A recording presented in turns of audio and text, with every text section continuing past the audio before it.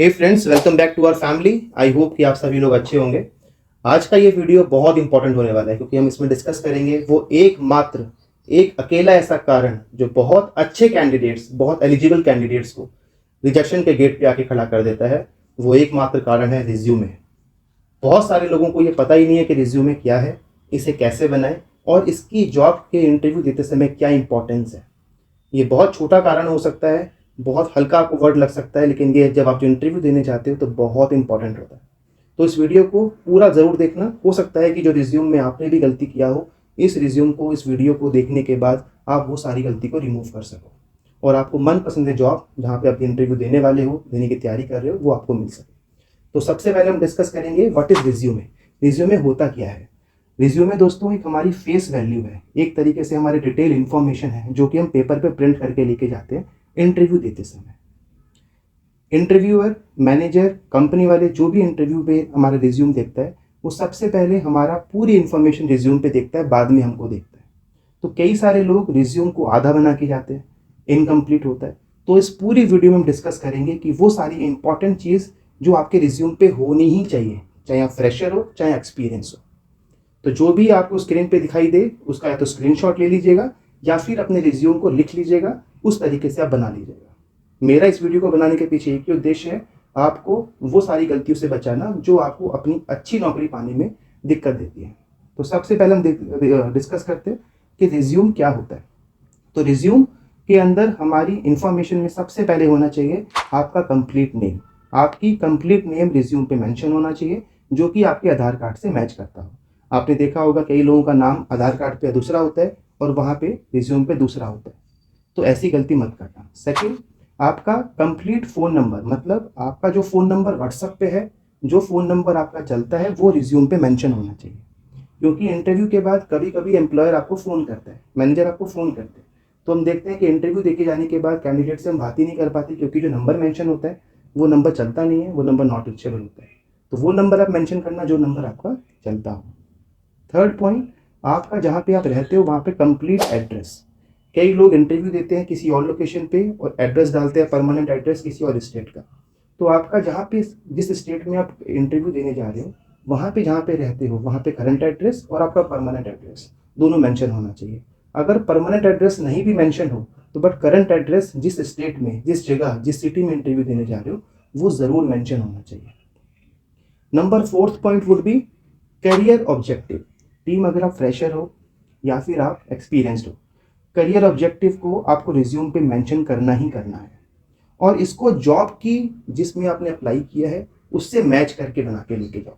Example, अगर आपने call centre के लिए अप्लाई किया है तो करियर ऑब्जेक्टिव में कहीं ना कहीं लिखा होना चाहिए कि आप अपना करियर एक ऐसी कॉल सेंटर में बनाना चाहते हो, कंपनी में बनाना चाहते हो जहाँ पे आपका करियर अच्छा हो, बड़ा हो और आपका ड्रीम उस कंपनी में आगे बढ़ने का हो, उस इंडस्ट्री में आगे बढ़ने का हो। अगर आप अप्लाई कर रहे हो किसी अकाउंट्स के लिए तो आपका करियर ऑब्जेक्टिव अकाउंट से रिलेटेड होना चाहिए। आपने कई बार देखा होगा रिज्यूम का करियर ऑब्जेक्टिव कुछ और होता है, जॉब कहीं और अप्लाई कर रहे होते हैं। तो इंटरव्यूअर सबसे पहले करियर ऑब्जेक्टिव देखता है कैंडिडेट का कि जिस कंपनी में ये अप्लाई करने वाले हैं, जिस इंडस्ट्री में अप्लाई करने वाले हैं, उसका ऑब्जेक्टिव इसके साथ है कि नहीं।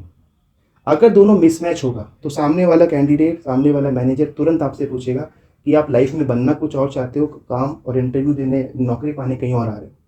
तो ऑब्जेक्टिव आपका उससे मैच करवा के ही मेंशन करना। नंबर फिफ्थ पॉइंट, आपकी complete qualification, 10th 12th graduation. अगर आपने पोस्ट ग्रेजुएशन किया हुआ है, 10th 12th पोस्ट ग्रेजुएशन किस बोर्ड से किया, कहाँ से किया, किस ईयर में किया और कितना परसेंटेज था, ये इन्फॉर्मेशन आप ज़रूर डालना अपने रिज्यूम के अंदर, वो भी एक्सेल फॉर्मेट में, टेबल फॉर्मेट में। नंबर सिक्स पॉइंट, आप अपने रिज्यूम पे स्ट्रेंथ ज़रूर मेंशन करना। आपकी क्या क्या स्ट्रेंथ है। अगर आप एक्सपीरियंस कैंडिडेट हो, आपने किसी पहली कंपनी में काम किया हुआ है, आपने अकाउंट्स में काम किया हुआ है या फिर आपने किसी भी और इंडस्ट्री में काम किया हुआ है और आप किसी कंपनी में इंटरव्यू देने जा रहे हो, तो आपकी स्ट्रेंथ उससे मैच करनी चाहिए। एग्जाम्पल, अगर आपने अकाउंट्स के लिए जॉब के लिए अप्लाई किया कर रहे हो तो आपकी स्ट्रेंथ मेंशन होना चाहिए कि I can calculate things quickly, I have sharp mind, I can make accounts book quickly. क्योंकि सामने वाला जो एम्प्लॉयर है वो आपके अंदर वो चीज़ खोजने की कोशिश कर रहा है जो उसको चाहिए, और वो चीज़ अगर आपकी स्ट्रेंथ में मेंशन होती है उसके रिलेटेड इन्फॉर्मेशन आपकी स्ट्रेंथ में मेंशन होती है, तो टीम 99% चीज़ें जो सवाल वो पूछने वाले होते हैं वो वैसे ही सॉल्व हो जाती है, क्योंकि ये सब सवाल वो बेसिकली पूछने वाले होते हैं कि आपका ऑब्जेक्टिव क्या है, आपकी स्ट्रेंथ क्या है। Number 7 point would be achievement. Example, अगर आप एक्सपीरियंस कैंडिडेट हो, आपने पुरानी कंपनी में, अपनी लास्ट कंपनी में क्या क्या अचीव किया वो आप ज़रूर मेंशन करना, और सबसे पहले वो चीज़ मेंशन करना जो चीज़ इस नई कंपनी के प्रोफाइल से रिलेटेड हो। अगर आपने बिजनेस डेवलपमेंट के लिए अप्लाई कर रहे हो और आपने पहले बिजनेस डेवलपमेंट किया हुआ है, तो वो अचीवमेंट कि मैंने टारगेट अच्छा अचीव किया, मैं एम्प्लॉय ऑफ द मंथ रहा, मैंने सेल्स का टारगेट कंप्लीट किया।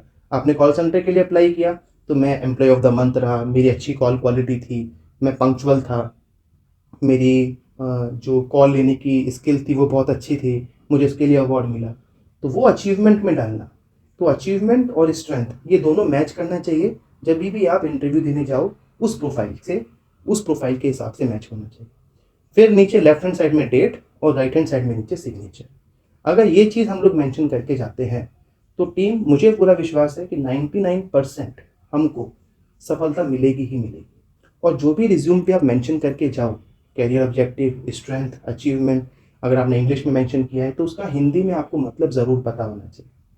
कई बार लिख के हम चले जाते हैं, साइबर कैफे से रिज्यूम बनवा लेते हैं और हमें मतलब नहीं पता होता है। कई बार हमसे पूछ लेते हैं कि पूरा जो आपने कैरियर ऑब्जेक्टिव लिखा है, आपने जो स्ट्रेंथ लिखी है, इसको पढ़ के बताओ, इसका मतलब बताओ। तो वो हमको पता ही नहीं होता क्योंकि हम लोगों ने पहले पढ़ा ही नहीं होता। तो उसका मतलब हिंदी में, बंगाली में, इंग्लिश में हमको अच्छे से पता होना चाहिए। अगर आप मराठी में जा रहे हो, मुंबई में जा रहे हो तो मराठी में, जिस भी स्टेट में जा रहे हो उसका उस लैंग्वेज में आपको पता होना चाहिए मतलब, अगर आप इंटरव्यू के लिए जा रहे हो और आप सफलता चाहते हो। और last but not the least, हमेशा रिज्यूम की 2 से 3 कॉपी आप अपने पास लेके जाना। इसके पीछे रीज़न है, कई बार इंटरव्यू के दौरान बहुत सारे बच्चे होते हैं, कैंडिडेट्स वहाँ बैठे होते हैं, रिज्यूम एचआर ले लेता है बट मिस हो जाता है। तो कैंडिडेट्स को मैंने देखा है कि वापस भेजना पड़ता है क्योंकि उनके पास कॉपी नहीं होता। फिर वो दोबारा घर जाते हैं, साइबर कैफे जाते हैं, मार्केट में जाते हैं, रिज्यूम लेके आते हैं। तो पहले से 2 से 3 कॉपी लेके आएंगे तो कुछ भी होगा तो रिज्यूम की हमारे पास कॉपी होगी एक एक्स्ट्रा, तो इंटरव्यू हम कंप्लीट करके आएंगे। कभी कभी रिज्यूम खो जाता है एचआर से, नहीं मिल पाता उनको क्योंकि बहुत सारी भीड़ होती है। तो रिज्यूम की 2 से 3 कॉपी रखेंगे, रिज्यूम इस तरीके से बनाएंगे, और उसके बाद में जब भी हम इंटरव्यू कंप्लीट करके आएंगे तो कंप्लीट करने के बाद अपना जिस भी इंटरव्यू में आप कंपनी में इंटरव्यू देने के लिए जा रहे हो वो वहाँ पे रिमार्क्स लिख देते हैं। तो एचआर से आप बात करोगे, अगर आपको लग रहा है कि मेरा रिजेक्शन हो गया, मेरा सिलेक्शन हो गया और आपको जानना है क्या कारण है, तो रिमार्क्स उस पर लिखा होता है। तो अगर आप एचआर से बात करोगे तो वो एचआर रिमार्क्स लिख करके आपको बता देगा। तो इंटरव्यू के बाद आप उनसे पूछ भी सकते हो कि मेरा क्या फीडबैक है, ताकि अगर मैं रिजेक्ट हुआ और मैं, उसने लिखा जो भी रिजेक्शन रीजन होगा, अगर आप जान जाओगे तो आप नेक्स्ट इंटरव्यू के दौरान उसकी तैयारी करके जाओगे। तो ये सारी कुछ चीज़ें थी जो रिज्यूम में मैंने देखा है हज़ारों लोगों को गलती करते हैं। आई होप कि आज के बाद आप गलती नहीं करोगे। इस वीडियो को आप उन लोगों के पास ज़रूर भेजना जो लोग इंटरव्यू के लिए जा रहे हैं, फ्रेशर हैं, एक्सपीरियंस हैं। काश अगर वो गलती ये ना करें तो उनका एक इंटरव्यू, एक जो मेहनत है वो सफल हो जाए। मैं तो यही चाहता हूँ। और अगर आपको वीडियो अच्छा लगा हो तो लाइक करो, सब्सक्राइब करो।